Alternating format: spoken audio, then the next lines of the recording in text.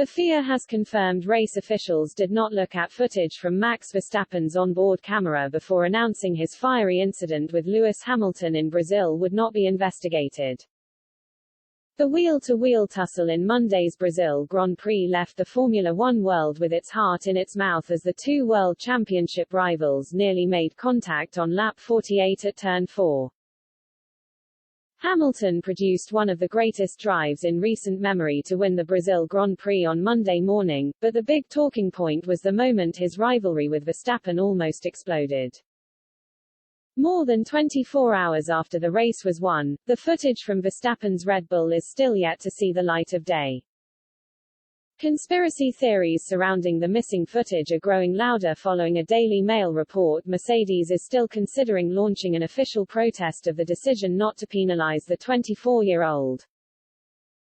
Stream every practice, qualifier and race of the 2021 FIA Formula One World Championship live and on demand on KO. New to KO, start your free trial greater than.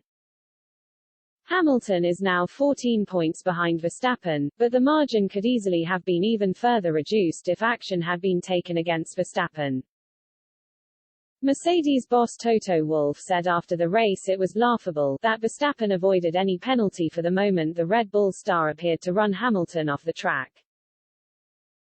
Formula One commentators on Sky Sports unanimously agreed action should have been taken against Verstappen after he took a shallow line into turn 4 when Hamilton had already passed him entering the corner and controlled the racing line. Verstappen didn't give an inch.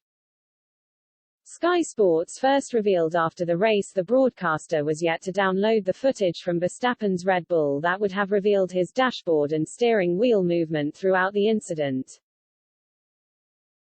Sky Sports technical analyst Anthony Davidson said after the race available camera angles of the incident appear to show Verstappen failing to attempt to steer his car towards the apex of the turn, a clear suggestion Verstappen deliberately forced Hamilton off the track. He said footage from Verstappen's onboard camera would be crucial to see if Verstappen's steering wheel was ever in a position that would have allowed the Dutch driver to make the hard turn. Wolff also said he would like to see the onboard footage from Verstappen's Red Bull. The FIA had ruled the near collision was a racing incident that needed no further investigation, prompting scorn from Lewis Hamilton over the team radio. F1 race director Michael Masi has now confirmed the key missing footage has still not been seen by race officials.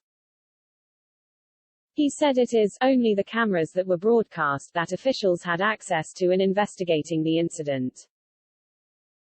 The forward-facing, the 360, there's all of the camera angles that we don't get live that will be downloaded and we'll have a look at them post-race, he said. It hasn't been obtained yet. It's been requested. He conceded the footage from Verstappen's Red Bull could be a smoking gun. Could be, absolutely, possibly, but no, we didn't have access to it, he said. And obviously, it's being downloaded. And once the commercial rights holder supplies it, we'll have a look. Hamilton had earlier called the incident crazy when first told of the incident was being looked at by stewards. It took him 11 more laps before he got the move to stick on lap 59.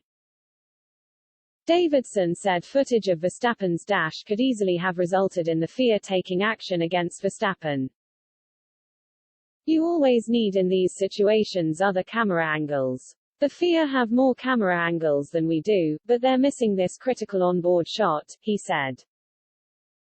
I think if they had that onboard shot it's a very different story today. He said broadcast cameras appeared to show Verstappen not making enough effort to make the turn. Usually what you'd be looking for is a telltale sign like a lock-up on the inside front tire, he said. A sign that the driver is right at the adhesion of grip, and the steering angle being forced into the car. And the other thing you're looking for is the driver on the apex, is the driver doing everything to make the corner. I can't see that much steering angle going into the car. For me, it's very well done by Max, cramping him off the road. But I'm not seeing enough effort being put into the car to try and make the corner.